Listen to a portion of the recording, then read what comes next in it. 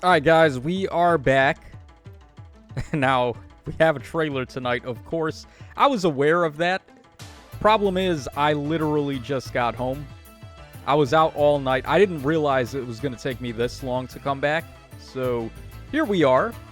And I guess this is Elfin?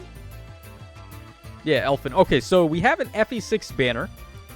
Alright, so colorless tome, infantry type. Stats are right there, by the way. So Elfin stats we have here, 37 HP, 34 attack. Getting some bonuses to speed and res there. Probably from the weapon. I can't tell where else that might be from. So let's say +6 to both. So 47 speed, 28 defense, and then 49 res. Pretty titanic speed and res there. Attack being a dump stat is pretty rare nowadays. Alright, so Elfin. Light of Etruria, 14 might, 2 range, grants res up 3. At start player phase or enemy phase, grants speed and res up 6, and Hexblade to unit and allies in 2 spaces a unit for 1 turn. And also, if any foes in 3 columns of 3 rows centered on unit have res less than unit's res +5, inflicts attack and speed -7, guard, and exposure on those foes through the next action. Alright, so we got some built-in debuffing there. Alright.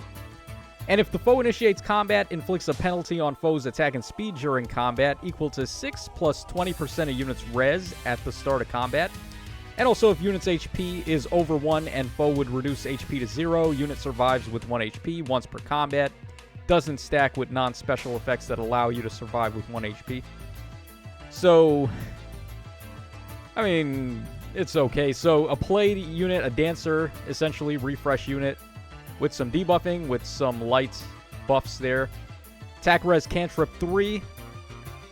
If Singer Dance is used, inflicts attack and res -7 and sabotage on foes in cardinal directions. Doesn't even chain to enemies in 2 spaces if you hit something with it.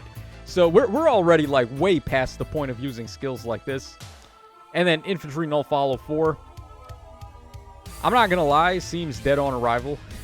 Like, speed and res up 6 with Hexblade, whatever. Like, why not run, what's-his-face instead, who gives Hexblade and cooldown charging?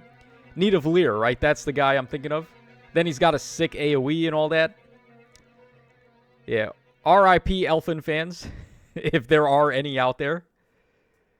Yeah, Elfin's actually a pretty obscure one, too, because I am a big fan of FE6, so I know a thing or two about the game. Elfin wouldn't have been my first choice to be a banner main unit. Okay, Ojay, awesome. Or Ojay, however you want to say his name.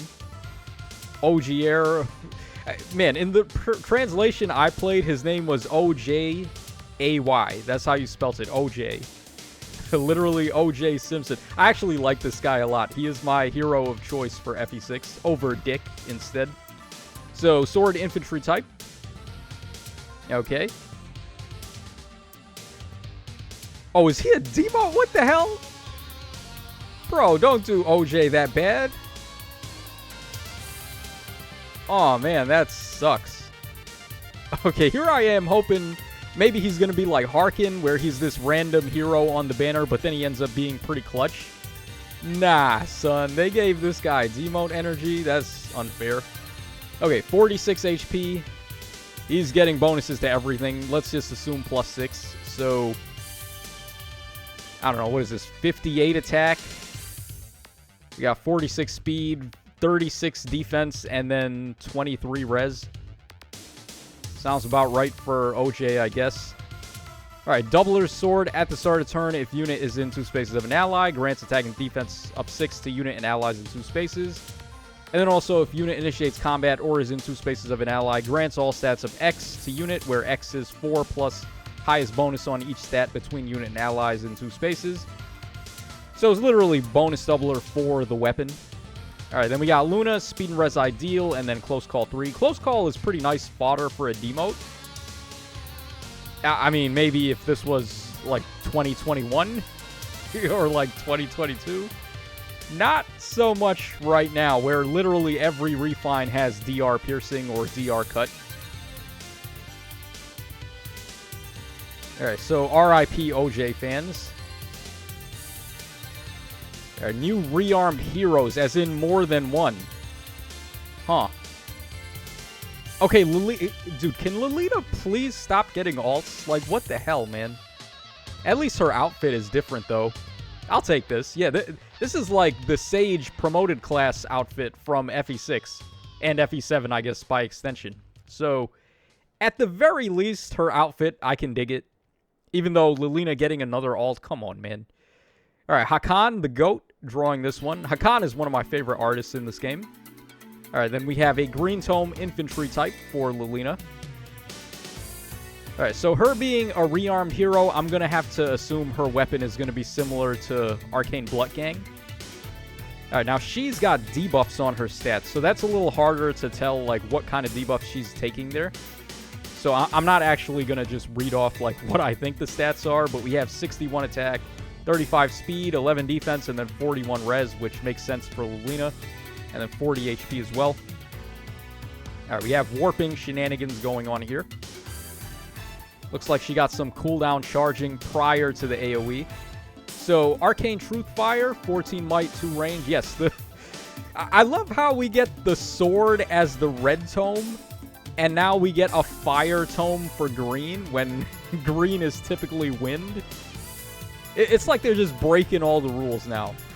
Okay, so -1 special trigger at the start of turn if HP is over 25%.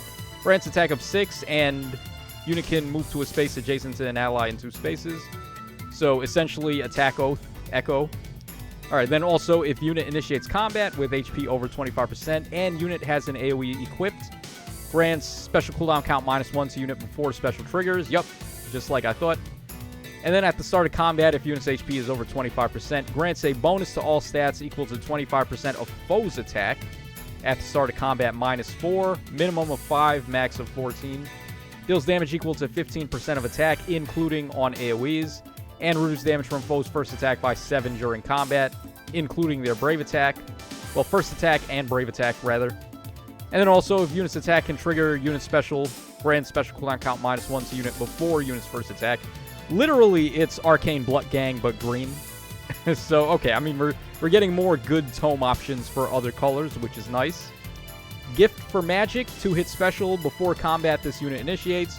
Foes in an area near target take damage equal to unit's attack minus foe's defense or res.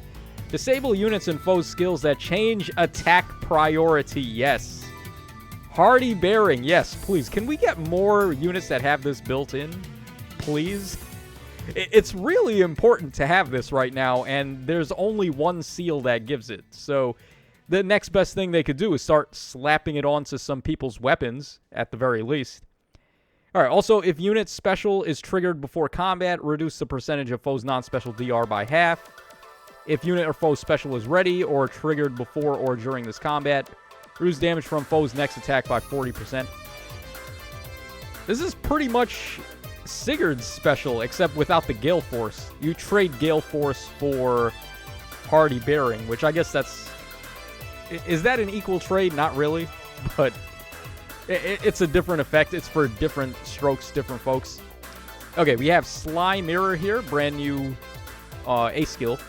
If unit initiates combat, grants attack up 8 and res up 10 to unit, and unit makes a guaranteed follow-up during combat, and also if the number of bonuses active on unit are greater than or equal to 2, excluding stat bonuses, or if the number of penalty active on foe is greater than or equal to 2, excluding stat penalties. Unit deals +5 damage during combat, and including when doing an AoE special, which is nice, but the +5 damage on the AoE that you would be getting here is not going to equate to just giving her Crystalline Water, giving her +8 raw attack, and then nullifying debuffs. Like, that's pretty good for AoE moves. So, kind of the wrong A skill here, but it's not awful. Like, 8 attack and then 5 true damage for the AoE is pretty good. I think overall, though, Crystalline Water is still the go-to for these AoEs. Alright, then we have Occult Strike and Attack and Resploy 3. As far as how useful I think she is for an arcane hero, of course she's infantry, so she's going to get good infantry skills like... what is there? Canto Curb, I guess, is a good one you could give her.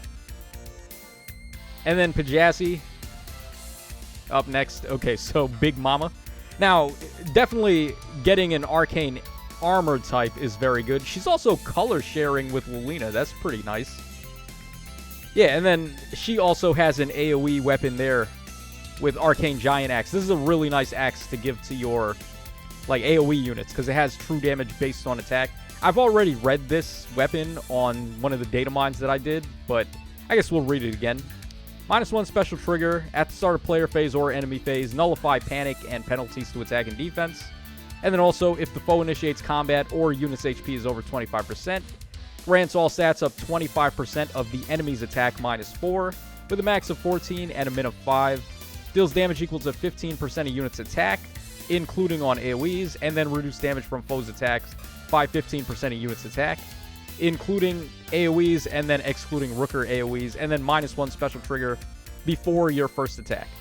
So a very good weapon, very nice axe here.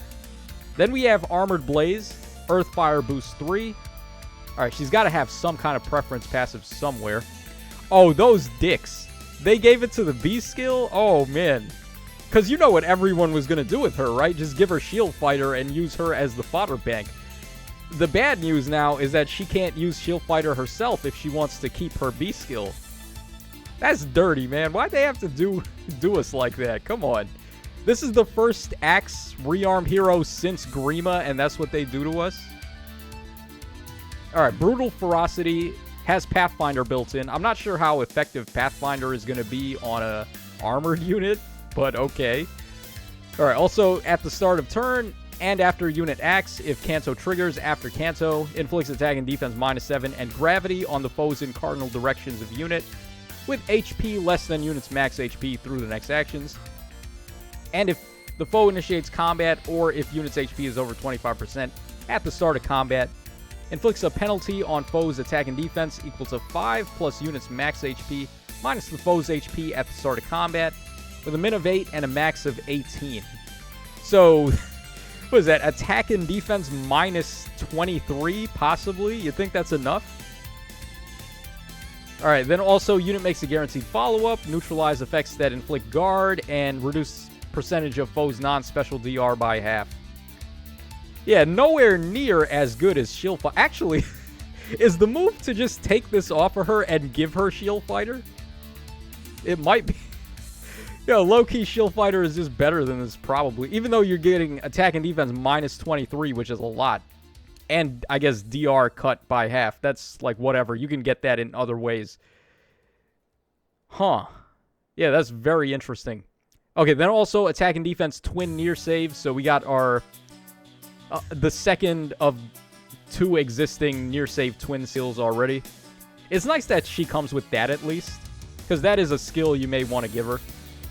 And also duplicate as fodder. Yeah, I'm going to be honest. I think the move is just give her Shield Fighter and take off her B skill. The Pathfinder is nice, and the debuffing is nice, but like... Bro, these armored units, the only thing they have to do is live. And Shield Fighter is your best chance at living. Also, the weakness to Shield Fighter is brave attacks, and brave melee units are not very common. So, it's more so good for a near-saving unit to have Shield Fighter as opposed to a far one. Okay, we have Zeiss here as our free unit, it looks like, or Grand Hero Battle unit. I like Meridian Zeiss. They are 2 of my favorites. Actually, they are my favorite Wyvern combo from any of the games, I would have to say. Yeah, definitely over Har and Jill. Meridian Zeiss, man. Now, if we could only get Lance and Alan to complete the set. Alright, yeah, so there you guys go. That is the breakdown of this banner. Once again, we are late. And then we have Boars. Makes sense. He's going to be the, like, instant demote that you can get from missions or just...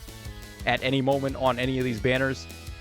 Boris, of course, he comes on the same chapter where you break Lilina out of jail, and Ojay is there too. So, is this worth summoning on? I would have to say no. If you're free to play, definitely not. If you're a light spender, it may not be the worst idea to pick up a copy of... I would say more so Pjazi than Lilina, because the armored duplication is way better.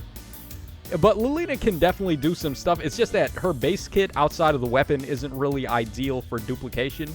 So you'd have to give her investment in the first place. But Yeah, pretty safe skip, all things considered. So that's going to wrap us up for this one. This is your boy Tacho signing out. So take care, fellas, and I will catch y'all again on the flip side.